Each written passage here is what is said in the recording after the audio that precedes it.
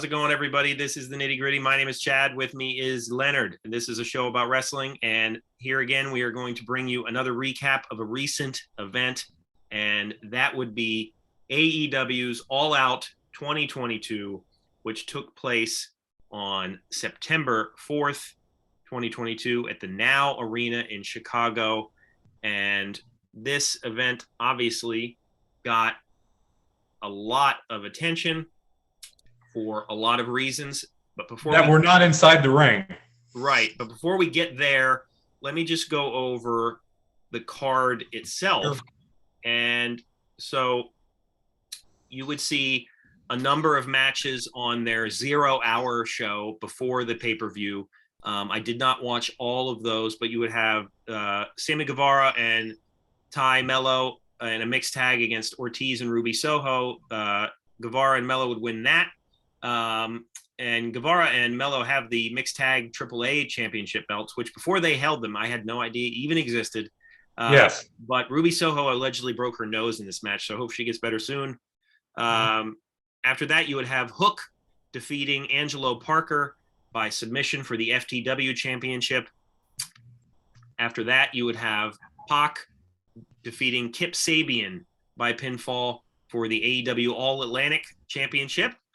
And then you would have the second meeting between Eddie Kingston and Tomohiro Ishii. And that match would be about 13 minutes. And Eddie Kingston would win that one.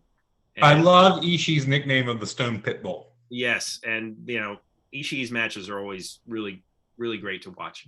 The main card would start with the Casino ladder match.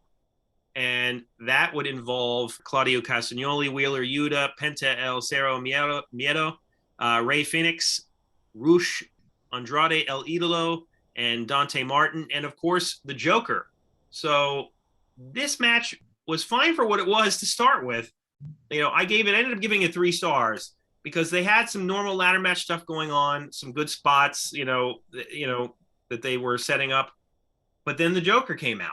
And the Joker came out with a mask on, and you would see another manager in AEW, Stokely Hathaway, along with a bunch of other people come out in black outfits and hoods. They would all reveal their hoods. You would see Ethan Page, Lee Moriarty, Colton Gunn, Austin Gunn, and W. Morrissey, formerly known as Big Cass, come out, and they would basically hand the winner of this match gets a title shot. So they would hand that winning poker chip to the Joker, who would be in a mask, and you didn't know who it was right away, and they wouldn't reveal it until the end. So it was kind of an awkward way to start this event because you see the guy win and is announced as the winner, but we don't know who it is.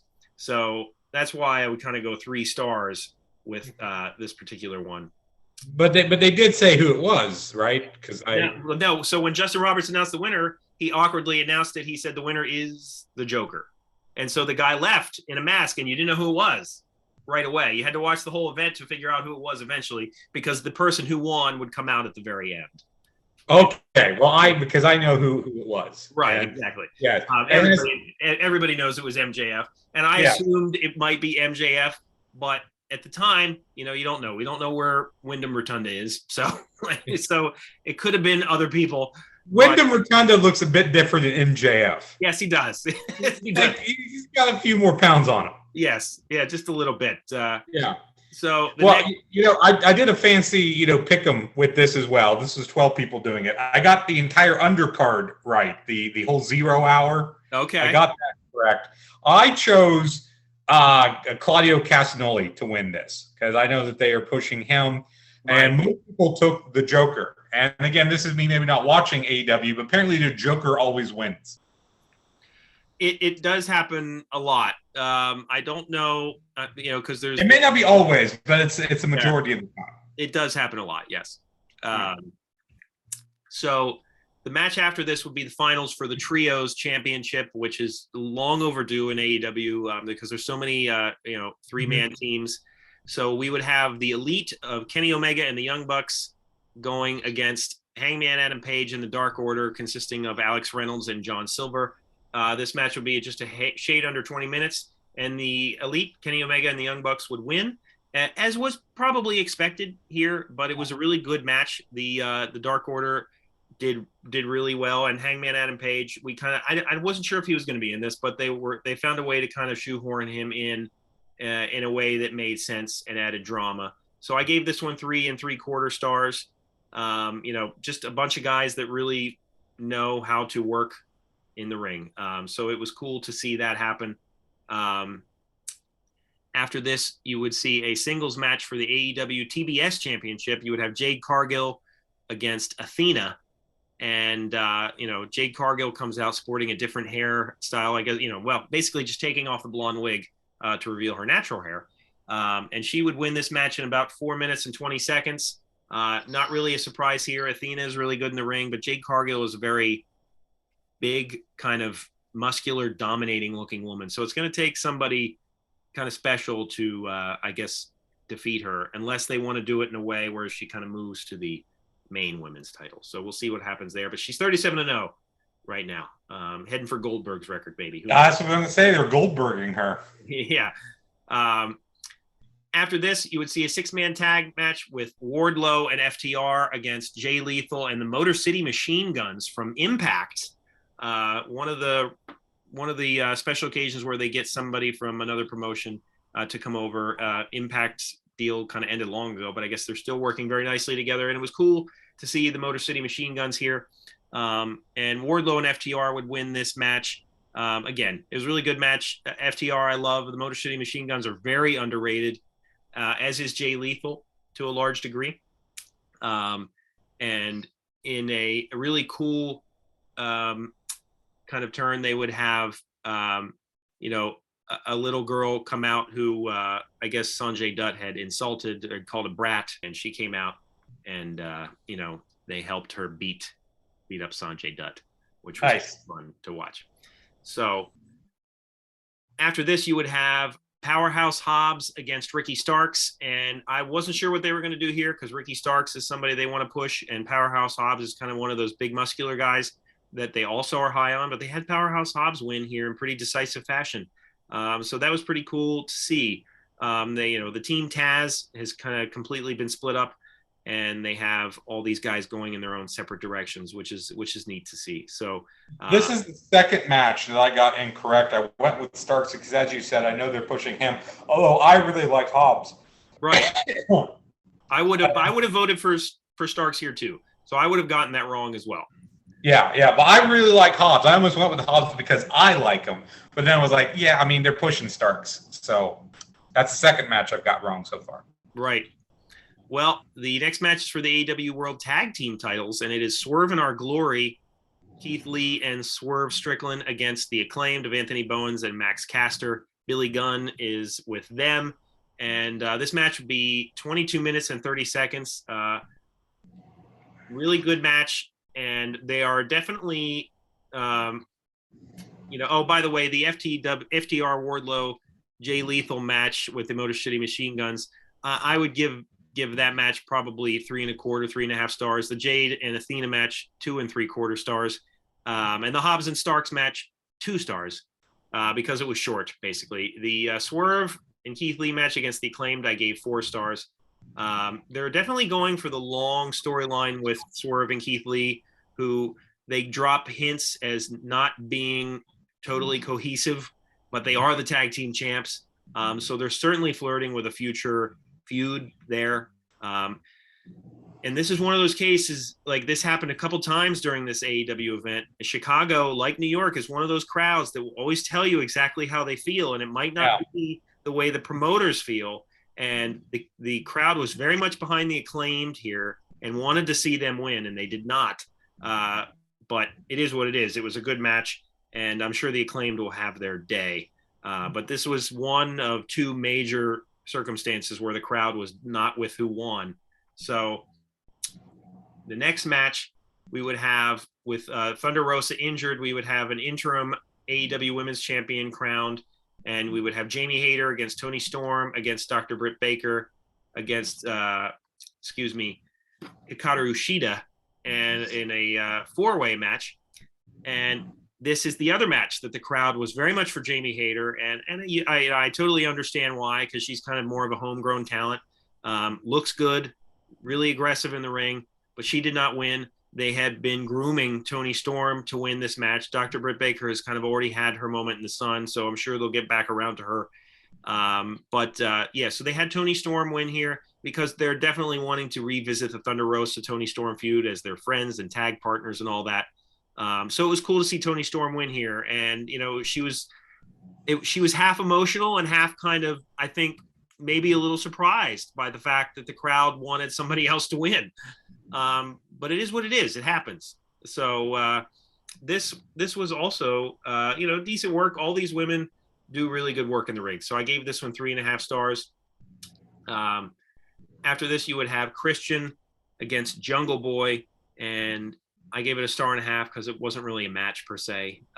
Christian, apparently, I didn't know this at the time, but apparently he has an injury that is considered fairly serious. So they kind of did, a big schmoz fest here with Luchasaurus coming out and turning on Jungle Boy. And in something that looked extremely gruesome, he choke slams him onto a steel grate by the stage area. And like, you can see like the grill marks down Jungle Boy's back.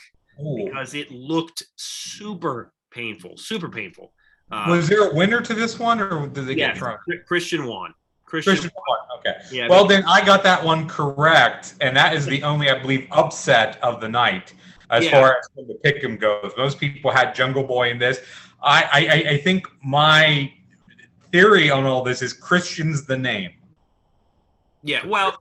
Yeah, I mean, I think maybe they would have gone the other way if Christian was completely healthy, but who knows? I'm sure they're going to revisit it again. AEW, for all that people might not like about them, they do have really long storylines, patient, drawn-out storylines, and I'm sure this one's going to continue as well because they're very high on Jungle Boy, and I'm sure we'll see that happen at some point for him. So the next match, we would have Bryan Danielson versus Chris Jericho, specifically American Dragon versus Lionheart. You would have Chris Jericho come out with the Lionheart music and the Lionheart gear, which was fun. I might be being a little bit generous here. I gave this one 4 stars. I thought that they did really well together. Chris Jericho obviously is not in the shape he once was, but he can still do really good in the ring when he wants to. Bryan Danielson is still excellent in the ring. And they had Jericho win here, which I was surprised by. I'm sure that was one I missed, so I've missed 3 so far, and that was another underdog. Most people went with Danielson. Only 8% went with Jericho in the pick'em I'm in. And I almost went with Jericho because Jericho seems to be one of those guys in AEW that just always wins. Right. But I figured if he would job to anybody, he would job to Danielson. And I'm sure he will. Again, I'm sure they're gonna save, maybe Danielson's victory for one of the TV events, if I had to guess. It happened similar with a different opponent Danielson had recently. But yeah, this was a very good match, I thought. So at this point in the event, I was starting to get very tired. This is a very long show, especially if you include the 0 hour. If I could list a fault, it would be that this was, not only was it a long show, which is okay, but this was a weekend with so much wrestling. There was SmackDown and Rampage on Friday. Then you had Clash at the Castle on Saturday. And on Sunday, you had NXT Worlds Collide, and then going right into AEW All Out. So there was a lot of wrestling here. But let me get to this event. So it was Sting and Darby Allin and Miro versus the House of Black. This was probably one of the more underappreciated matches of the card. I gave it 3.5 stars. I thought it was really, really well done. Sting and Darby and Miro won this match. I got that one right, and that was another one where they were the underdogs per the voting in the fantasy pickup. Yeah, and who knows what's going to happen with Aleister Black, Malachi Black here. Apparently, he wants his release. They're not giving it to him. It's a shame. I don't know that he's ever going to get the position he wants in a company unless he sticks around a little bit. But, I hope he stays around in AEW because I like House of Black. I think that they're a cool faction. So we'll see what happens there. The main event would be Jon Moxley, the AEW World Champion, against CM Punk. And I gave this one 3 3/4 stars. The storyline going in here was that, Punk lost very quickly because of his injured foot. He has gotten his motivation back here due to Ace Steel, his friend, kind of coming in and motivating him. And so, being that we're in Chicago, CM Punk comes out with a victory, and it was a good match. Kind of an expected outcome because we're in Chicago. And I figured that if they were going to go with this rematch, that they would have CM Punk win, and they did. It was a good match. And I will just say, when it ended, I was excited to see where CM Punk's reign would go for many reasons, to see who else they would put against him. But then, of course, the Joker would come out and reveal himself to be MJF, who now has a title shot. And that's where the money is. Yeah. Because they need to put that belt on MJF. They need to have him be the chicken shit heel that everybody is chasing. It's money. He's a great promo. He's great in the ring. That's what they need to do. And they might be doing that faster than they initially expected to now. Yeah. So before we run out of time here, let's just get to the events that happen afterwards. But before that, I'll just say AEW All Out was a very entertaining event. A lot of really good matches on there. The 0 hour, the main card itself, it was just very long in a weekend with a lot of wrestling. Some of their booking is obviously a little odd because of injuries, because of maybe wanting to play it out a little bit longer. But overall, I liked the event. Unfortunately, it is kind of overshadowed now by the media scrum that took place afterwards with many different talent, but specifically CM Punk and Tony Khan. And so let me just say this. When the comments that CM Punk was making were about Colt Cabana, I didn't have any issue with those comments. That is what it is. That's a long situation that has been playing out long before AEW. So his comments about Colt Cabana were what they were. Where it goes sour, however, is where CM Punk started to badmouth the people that worked behind the scenes, the EVPs of AEW, specifically Kenny Omega and the Young Bucks, and he called Hangman Adam Page an idiot. I understand where CM Punk's frustration is coming from with all the misinformation that's out there on the dirt sheets, as they've been dubbed. I understand that. However, by calling out these people like he did, sitting right next to Tony Khan, that's a problem. Now, tangent, some people were claiming that this might be a work, that we're all being worked. I think now, with all the information that's come out, all the details about the backstage fight that happened, I don't think it's a work at this point. This seems to be a very legit situation. When CM Punk was finished with his comments, he went back and he and Ace Steel got into a confrontation with the Young Bucks and Kenny Omega. There were no cameras. I wasn't there to see who started it. I only know what I read. That's neither here nor there. The fight was what it was. I'm going to concentrate on my opinion about the comments. And if these comments weren't to work, if he was legitimately saying how he felt right next to the boss of the company, then Tony Khan has some serious consequences to dish out here. I love CM Punk. I really do. I think he's really great in the ring, great on the mic. I would love to see him stay. There are matches that we haven't seen yet in AEW with him that I would love to see. However, Tony Khan, let's keep in mind now, before we trash him, he's a young promoter. He's a young promoter who is still learning this craft. So, but if CM Punk was legit here, then I don't see how he can escape this unscathed, Leonard. I really don't. Well, I think it was highly unprofessional of him. It was. But he did it because he knew he could get away with it. Either he knew he could get away with it, or if he got fired, he didn't care. Would he have done that sitting next to Vince McMahon? No. Not in a million years. he thinks Tony Khan's a joke, and I think a lot of other people do as well, just from what I've heard and read, not just in the general wrestling stratosphere, but in that company. And the two camps seem to be getting further and further apart. The Kenny Omega, Young Buck, EVP grouping, and everybody else. And I do think, as I said, it's unprofessional what Punk said. I wouldn't have said it that way. Funny thing is, and I did listen to these comments, and there's a video where you can watch, it's Punk talking, and you can see Khan's reactions to it. Yeah, oh yeah, I saw that as well. And it's hilarious because he looks like he's a cross between going to cry and throw up at the same time. Yeah, because it starts out with him just kind of defending what he was saying about Colt Cabana, which is that Punk had nothing to do with Colt Cabana going to ROH. Well, he interrupts him. He doesn't really tell him. I almost say he told him to shut up. He does, not in so many words, but he interrupts him because he knows he can't. And so that's the thing. And I'll play devil's advocate here just a little bit. Tony Khan, like I said, he's new at this.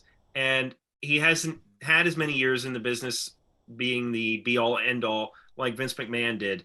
And so I'm assuming this is all new to him, these kind of backstage issues.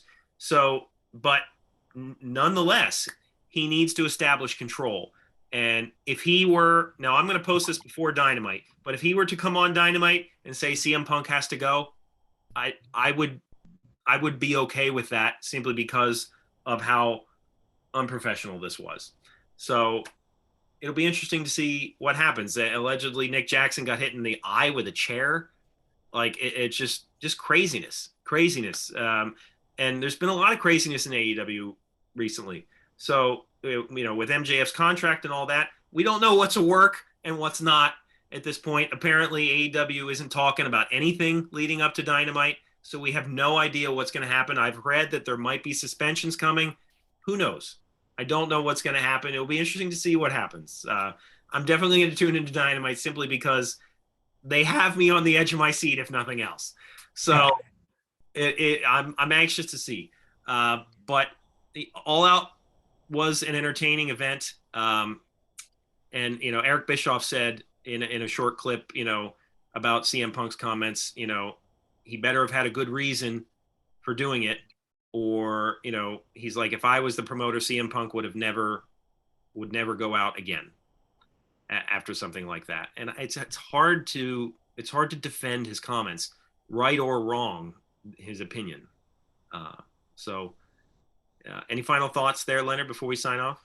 Yeah. Well, a lot of guys I listen to Jim Cornette talk about it. Oh, God, not Jim Cornette.